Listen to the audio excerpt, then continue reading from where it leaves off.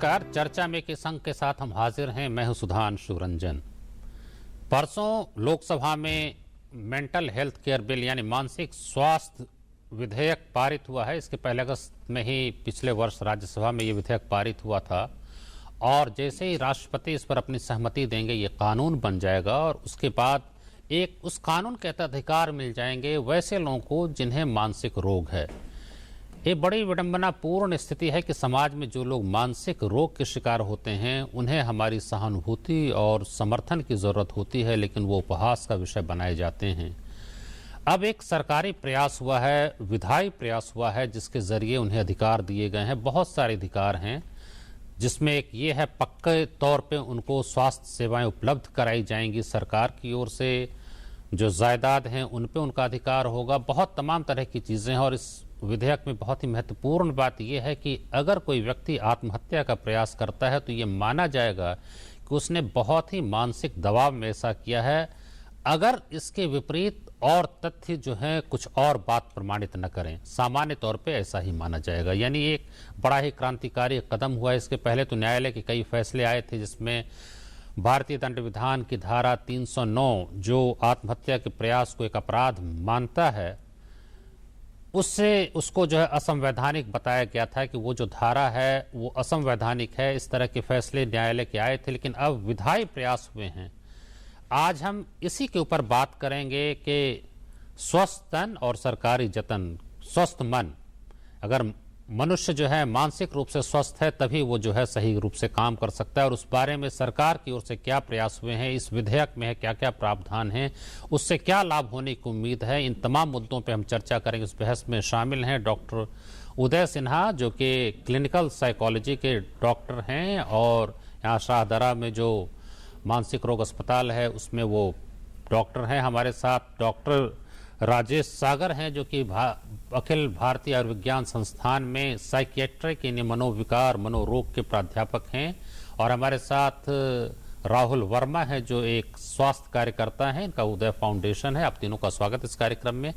सबसे पहले डॉक्टर राजेश, आप बताएं कि इस विधेयक में जो खास प्रावधान है वो आप हमारे श्रोताओं के लिए पहले जरा विस्तार से बता दें, फिर हम इस चर्चा को आगे बढ़ाएंगे। नहीं, सही कहा कि ये बहुत महत्वपूर्ण विधेयक है ये, और इसमें बहुत सारी चेंजेस किए हैं।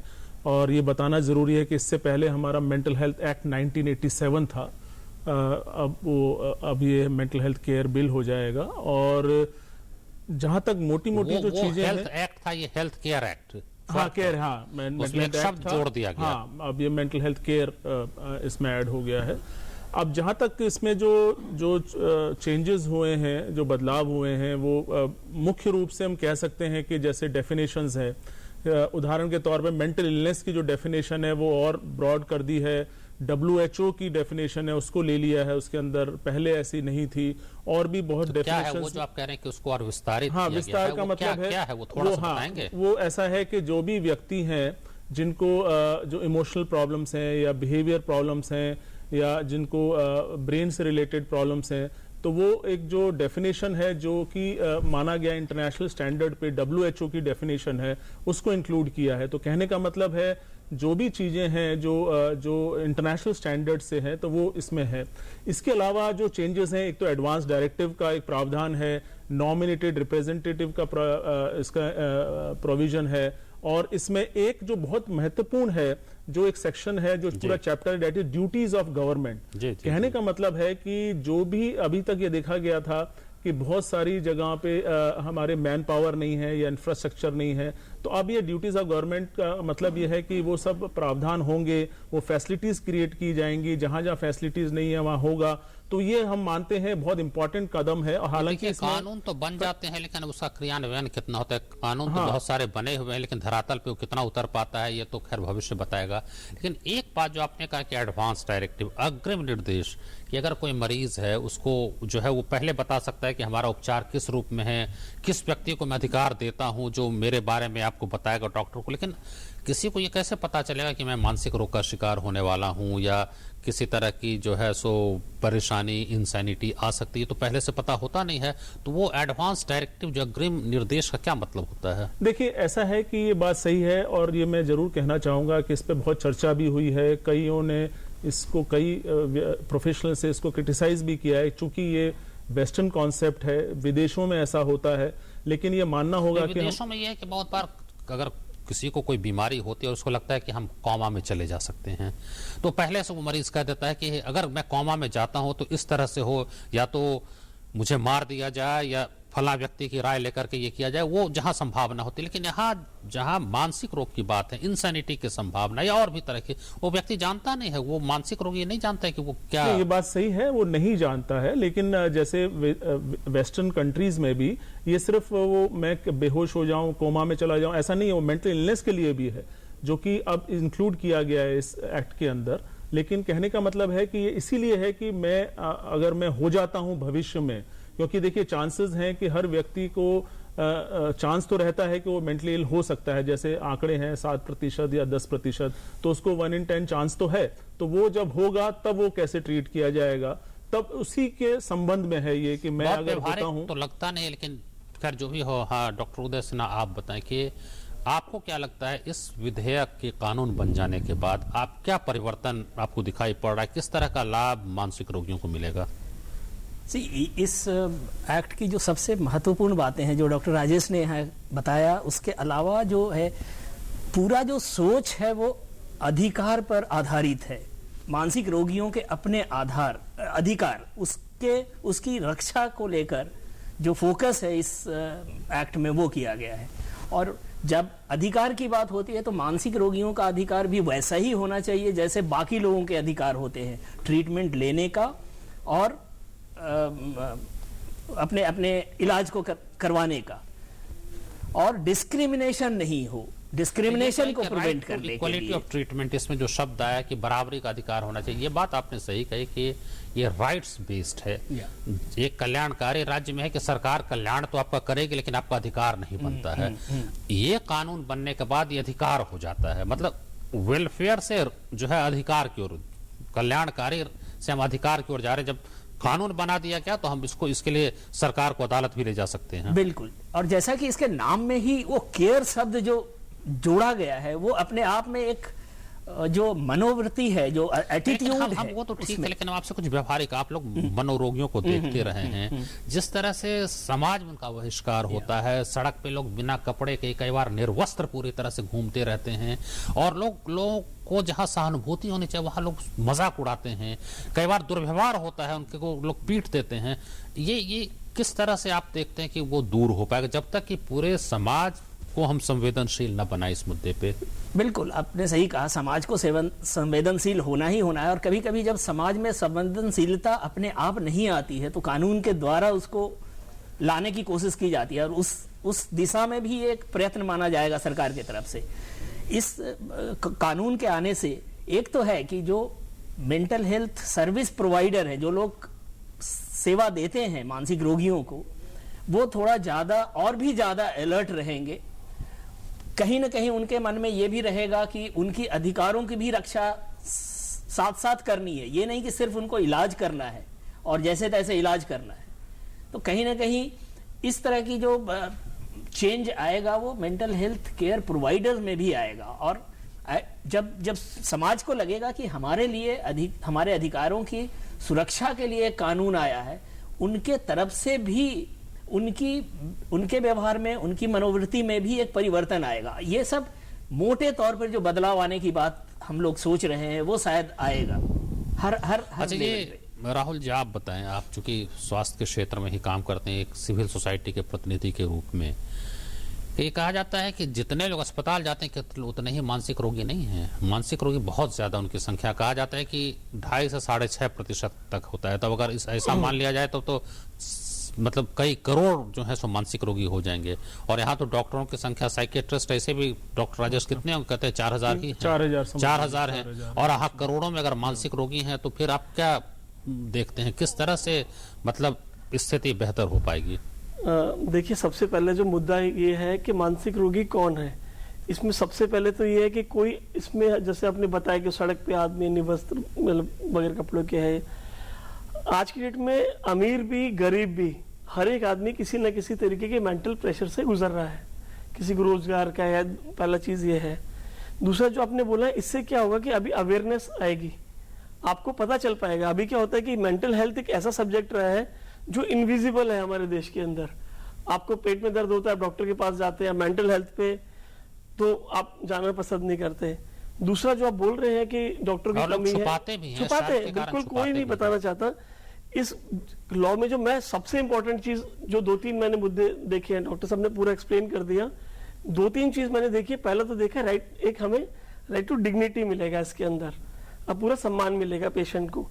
दूसरा जो सबसे इंपॉर्टेंट चीज है, जो हेल्थ है हमारे देश में, वो स्टेट सब्जेक्ट है आज की डेट में। तो अरे इसमें प्रावधान है कि स्टेट मेंटल हेल्थ अथॉरिटी बनेगी, जैसे हमारे पास NHRC है। बनने के बाद राज्य सरकारों को और केंद्र सरकारों को संसद और राज्य की विधानसभाओं में हर साल जो है पूरा विस्तृत विवरण पेश करना पड़ेगा कि इस कानून के बनने के बाद क्या क्या प्रयास हुए। आप इसमें चेन से नहीं बांध के रख सकते, आप बच्चों को इलेक्ट्रिक शॉक नहीं दे सकते इस चीज में, आप उनको डिग्निटी आपको देना पड़ेगा। तो बहुत सारी चीजें ऐसी हैं।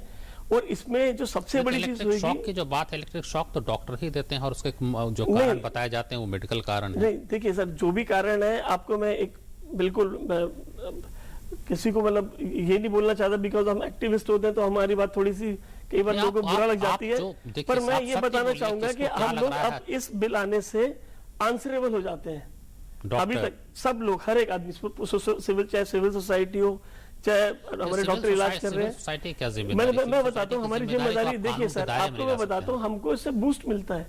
आज की डेट के अंदर हम हमारी संस्था में कई लोग हैं जो मेंटल इलनेस का उनका रहा इलाज चला, वो आज सोसाइटी में काम करना चाह रहे हैं। उन्हें कोई नौकरी पे नहीं रखना चाहता है, क्योंकि उनका पास्ट ऐसा रहा है कि आदमी है कि भाई ये तो आदमी, मैं वो वर्ड यूज नहीं करना चाहता जो हर एक पिक्चर में नॉर्मली एक वर्ड जो यूज किया जाता है।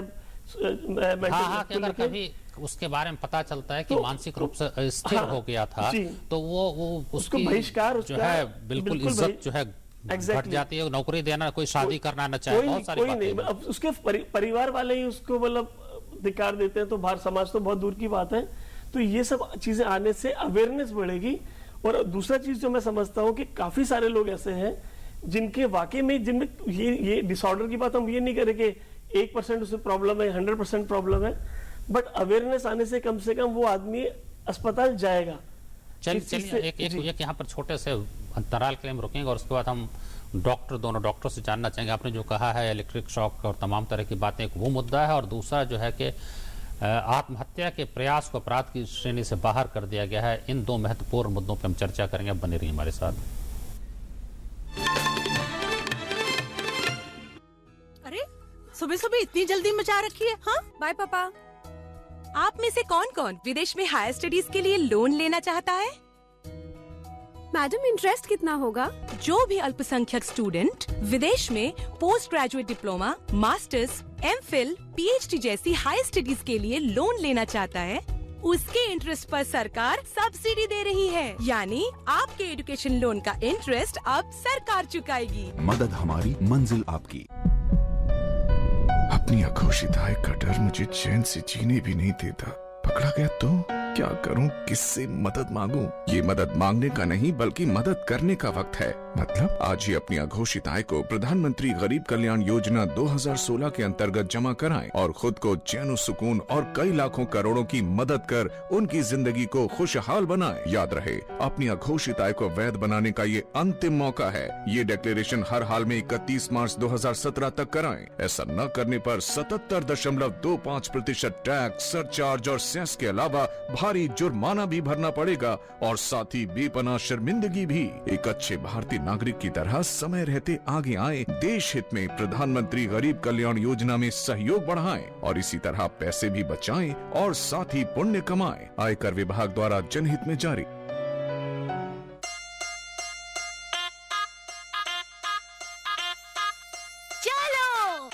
गुड़गुड़म बुलबुड़म बुलबुलों का जादू हम आ ई देखे देखे लक्ष्मी अब बड़ा आ बोलो जल्दी से मुंह खोलो। देखा? अरे ये क्या कर रहे हो? डॉक्टर मुन्नी सही तो है। हमारा मुंह है हमारी सेहत का आईना। मुंह को स्वस्थ रखने से दांत और मसूड़ों के साथ पूरा शरीर स्वस्थ रहता है। मुंह का स्वास्थ्य बनाए रखने के लिए दिन में 2 बार ब्रश करें और खाने के बाद कुल्ला, क्योंकि स्वस्थ मुंह है सेहत का आधार। समझे? परिंदों के ये घोंसले हमें यकीन दिलाते हैं, सच है ये। तिनका तिनका जोड़कर ही आशियाने बनाए जाते हैं। कुछ ऐसे ही बनाया हमने भी अपने इस देश को। सड़कें, स्कूल, हॉस्पिटल, सरकार के हर निर्माण में एक तिनका हमने भी लगाया है, क्योंकि हमने सही समय पर आय कर चुकाया है। अगर किसी कारणवश आपने अभी तक अपना एडवांस टैक्स जमा नहीं कराया है तो असेसमेंट ईयर 2017-18 के लिए अपना एडवांस टैक्स 31 मार्च 2017 तक जरूर जमा करें। और हाँ, अगर अभी तक अपना इनकम टैक्स रिटर्न फाइल नहीं किया है तो असेसमेंट ईयर 2015-16 के लिए अपना इनकम टैक्स रिटर्न 31 मार्च 2017 तक अवश्य फाइल करें, ताकि आपका अपना देश, आपका आशियाना बेहतर से और बेहतर बने। आयकर विभाग द्वारा जनहित में जारी।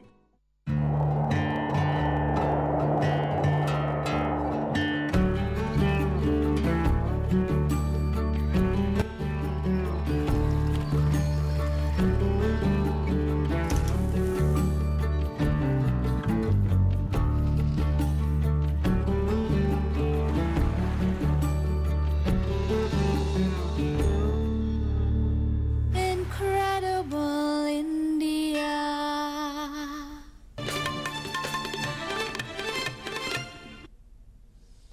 अंतराल के फिर से आपका स्वागत है। इस कार्यक्रम में हम चर्चा कर रहे हैं अभी जो लोकसभा में पारित हुआ है मेंटल हेल्थ केयर बिल, मानसिक स्वास्थ्य विधेयक, और जिस पे आपके राष्ट्रपति की मुहर लगनी है, उसी के बारे में चर्चा कर रहे हैं। डॉक्टर उदय सिन्हा, आप बताएं, जैसा कि अभी राहुल वर्मा कह रहे थे कि अब जैसे इलेक्ट्रिक शॉक है, तो ये तो हम लोग एक आम आदमी के रूप में यही जानते हैं कि वो एक इलाज के तहत वो दिया जाता है, हालांकि बड़ा अमानवीय है। इसके बारे में आपकी क्या प्रतिक्रिया है? ये जो इलेक्ट्रिक शॉक के बारे में जो बोला जाता है, जो धारणा है समाज में, वो थोड़ा गलत भी है, क्योंकि उसमें भी बहुत सारा विकास, डेवलपमेंट हुआ है। पूरा गलत नहीं है, थोड़ा गलत है ना? पूरा गलत आप भी नहीं बता रहे हैं। नहीं, गलत धारणा है। पूरा और थोड़ा इसको नहीं कहेंगे, धारणा गलत है। इलेक्ट्रिक शॉक देते हैं कि नहीं? इलेक्ट्रिक शॉक देते हैं, लेकिन उसको इलेक्ट्रिक शॉक अगर हम बोलते रहेंगे तो फिर वो गलत लगेगा। बिजली का झटका नहीं है तो क्या है वो? नहीं, वो बिजली के करंट के द्वारा उनके ब्रेन में एक तरह का तरंग स्थापित किया जाता है, और वो बड़ा मानवीय तरीके से किया जाता है, जैसे सर्जरी की जाती है, काट चीर फाड़ की जाती है। बोलना नहीं चाहता हूं, लेकिन जो मेंटल असाइलम की हालत है, जो लोग जाते हैं वहां, जिन्होंने देखा है, वो इतना अमानवीय, इतना मतलब कहा जाए कि ऐसी भयावह स्थिति वहां लोग देखते हैं कि कोई वहां मतलब जाने की हिम्मत नहीं करेगा। वो जो भी दुख झेलना हो बाहर झेल लेगा, लेकिन वहां नहीं अपने मरीज को भेजना चाहेगा। सुधांशु जी, आपके असेसमेंट से हम हो सकता है पूरी तरह से सहमत ना हो, ये बहुत पहले की बात है। आज से 20 साल पहले की अगर आप बात करेंगे, मेंटल असाइलम का जो चित्रण आप कर रहे हैं, वो शायद सही होगा। पिछले कुछ सालों में बहुत ज्यादा सुधार हुआ है, और छोड़िए, कहीं जाने की जरूरत नहीं है। आप दिल्ली में, आगरा में चले जाइए और देखिए किस तरह का सुधार हुआ है। जो पहले मानसिक अस्पताल के नाम से जाना जाता था, आज वो संस्थान बने हुए हैं। पहले तो सीधा लोग पागल खाना बोलते थे। अमानवीयता की तो हद ये थी। अब काफी सुधार आया, और इस बिल के बन जाने से और भी सुधार आने की अपेक्षा की जाती है। एक और चीज जो आपके माध्यम से हम बताएंगे, मानसिक रूप से बीमार व्यक्तियों का शोषण कई तरह से हुआ है, और समाज के द्वारा भी डायरेक्टली इनडायरेक्टली हुआ है। एक तरह का शोषण ये भी है कि उनकी जो इलाज में लोग लगे हुए हैं, क्या वो कॉम्पिटेंट, क्वालिफाइड लोग हैं? बहुत सारे लोग जो मेंटल हेल्थ प्रोफेशनल के नाम पर क्वालिफाइड नहीं है, बट वो भी सर्विस दे रहे हैं। ये भी एक तरह का शोषण है। इस बिल में एक प्रावधान है, वो कहीं एक तरह का फ्रॉड है, वो एक धोखाधड़ी है। वो एक तरह का शोषण ही हुआ, एक्सप्लॉयटेशन ही हुआ उनका।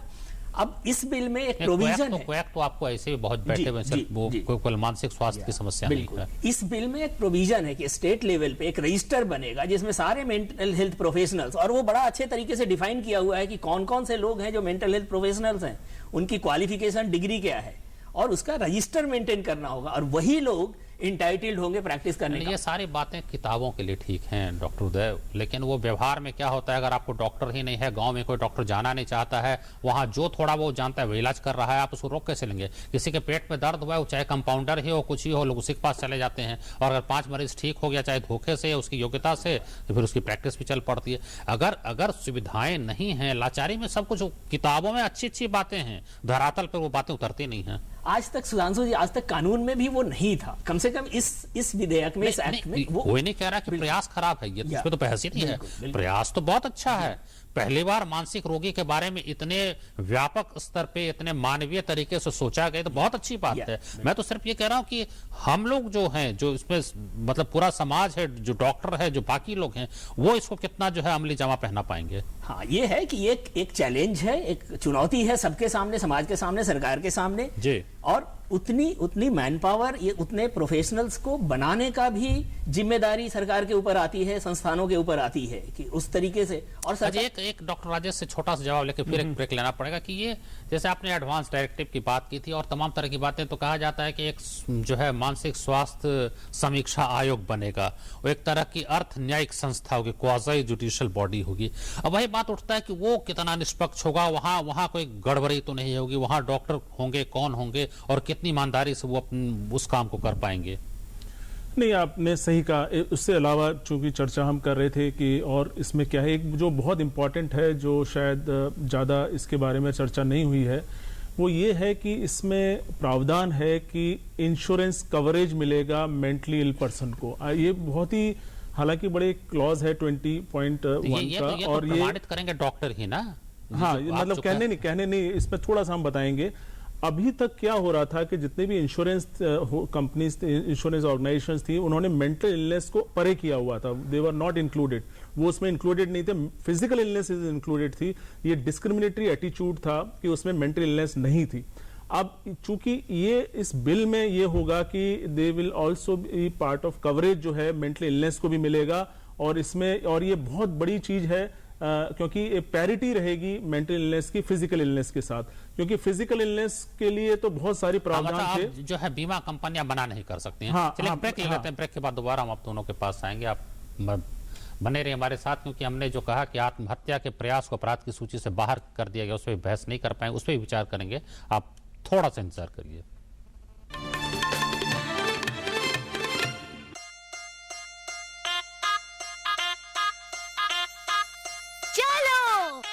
गुड़गुड़म बुड़बुड़म बुलबुलों का जादू, आ आ ई देखे देखे लेट्स सी। अब बड़ा आ बोलो, जल्दी से मुंह खोलो।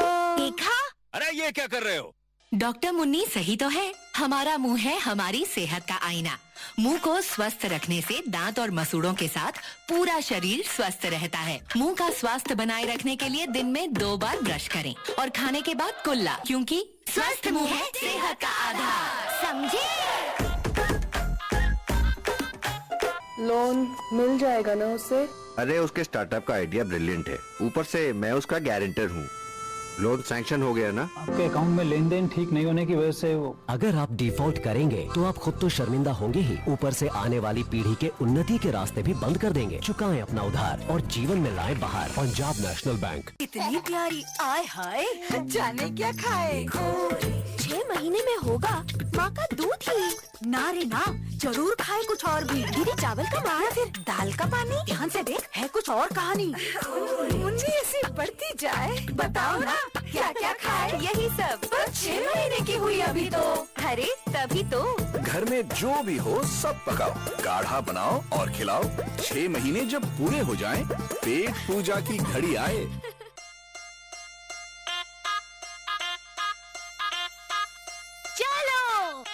गुड़गुड़म बुड़बुड़म बुलबुलों का जादू, आ आ ई देखे देखे लेट्स सी। अब बड़ा आ बोलो, जल्दी से मुंह खोलो।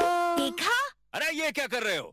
डॉक्टर मुन्नी सही तो है, हमारा मुंह है हमारी सेहत का आईना। मुंह को स्वस्थ रखने से दांत और मसूड़ों के साथ पूरा शरीर स्वस्थ रहता है। मुंह का स्वास्थ्य बनाए रखने के लिए दिन में 2 बार ब्रश करें और खाने के बाद कुल्ला, क्योंकि स्वस्थ मुंह है सेहत का आधार। समझे?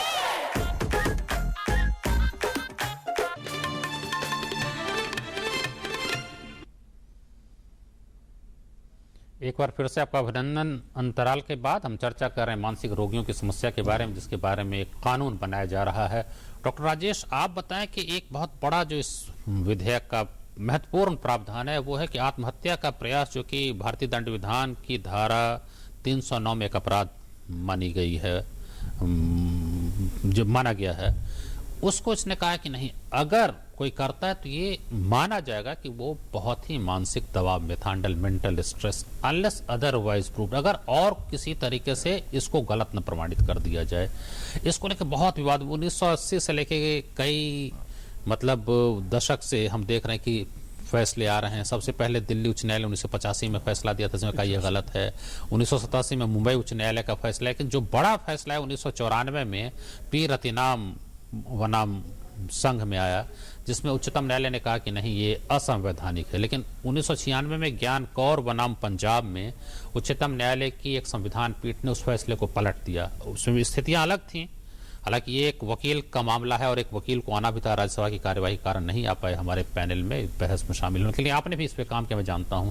आप बताएं कि इससे कितना लाभ होगा और किस हद तक जो है सो दुरुपयोग को जो है सो रोका जा सकेगा। नहीं, देखिए, एज ए प्रोफेशनल ये कहना बहुत ज़रूरी है कि ये बहुत इम्पॉर्टेंट कंपोनेंट है और ये बहुत ज़रूरी हम समझते हैं ये, और decriminalisation of suicide for attempted suicide. देखिए, ये हमें समझना चाहिए कि जो व्यक्ति जिसने अटेम्प्ट किया है, और हम जानते हैं हमारे देश में अगर जो आंकड़े हैं 1,35,000 लोगों ने एक साल में कंप्लीट सुसाइड किए थे, और ये कहते हैं जो अटेम्प्ट करते हैं वो 20 टाइम्स ज़्यादा होते हैं। तो कहने का मतलब है कि ऐसे जो व्यक्ति हैं जो अटेम्प्ट किया है, चूंकि वो ऑलरेडी एक मानसिक पीड़ा से गुजरा है, इमोशनली बहुत कमजोर स्थिति होती है। तो उसमें उसने ये एक्ट किया है, और अगर वो अटेम्प्ट रहा, वो फेल हो गया, तो हम उसको कहें कि भाई आपको बात है कि इसके दुरुपयोग की बात होती है कि वही है कि कोई आत्महत्या के लिए भड़काता है और बाद में वो प्रमाणित नहीं हो पाता है तो आत्महत्या के रूप में समाप्त हो जाएगा। वो एक दुरुपयोग वाली बात है। वो है, देखिए, लेकिन ये और इसी कारण से आज तक जो है सो मर्सी किलिंग की इजाजत नहीं दी गई। इसी कारण से देखिए, ऐसा है कि हमारे देश में बहुत कम से बहुत संक्षेप नहीं, इसलिए इसको थोड़ा सा, क्योंकि इस पे चूंकि समझना बहुत जरूरी है, क्योंकि ये ब्रिटिश कानून था, और ये हालांकि ब्रिटेन में भी इसको खत्म कर दिया, 61 में भी इसको समाप्त कर दिया, काफी देशों ने समाप्त कर दिया, हमारे देश में चला रहा था। बहुत संक्षेप में बताइए कि आपका क्या मानना है, इसका कितना दुरुपयोग हो सकता है, या एक बहुत अच्छा प्रगतिशील कदम है? नहीं, ये प्रगतिशील इसलिए है सर कि सुसाइड उसने किया, उसके सर्कमस्टेंसेस क्या थे करने के, बाद में अगर वो अपने आप को ठीक करना चाह रहा है, मतलब वो अब रिफॉर्म हो रहा है उसका, तो वो बेचारा कम से कम कोर्ट कचहरी के चक्कर नहीं आएगा, वो डॉक्टर पे अपना चलिए हम चर्चा पे समाप्त करेंगे, क्योंकि अब बिल्कुल समय हमें इजाजत नहीं दे रहा है। इसलिए डॉक्टर उदय, डॉक्टर राजेश और राहुल वर्मा, आप सबों का बहुत धन्यवाद, क्योंकि ये आत्महत्या का जो मामला है, कई ऐसे उदाहरण हुए हैं जिसमें कि माँ ने अपने 5 बच्चों को कुएं में डाल दिया और खुद जब वो कूदने जा रही थी किसी ने बचा लिया, और गरीबी इस हद तक थी जो अपने बच्चे की हत्या कर सकती है। वो बेचारी खुद ही पीड़ा में है और उसको जेल की सजा भुगतनी पड़ रही, मुकदमे चल रहे हैं। ऐसे एक नहीं अनेक उदाहरण हैं जो भी समय अभाव के कारण हम आपके साथ नहीं पूरी कहानी बता सकते हैं, लेकिन निश्चित रूप से एक बड़ा मानवीय दर्द इसमें छुपा हुआ है कि कोई व्यक्ति अगर आत्महत्या का प्रयास करता है तो कितनी पीड़ा में है, कितना दबाव में है। और इसलिए वैसे, क्योंकि ये एकमात्र अपराध है जिसमें सफल हो गया, यानी अगर वो व्यक्ति मर जाता है तो उस पर कोई मुकदमा नहीं चलेगा, असफल हो गया तो उस पर मुकदमा चलेगा। ये एक बड़ी ही विडंबनापूर्ण स्थिति है जिसको इसमें समाप्त किया गया है। इस चर्चा को देखने के लिए बहुत धन्यवाद। नमस्कार।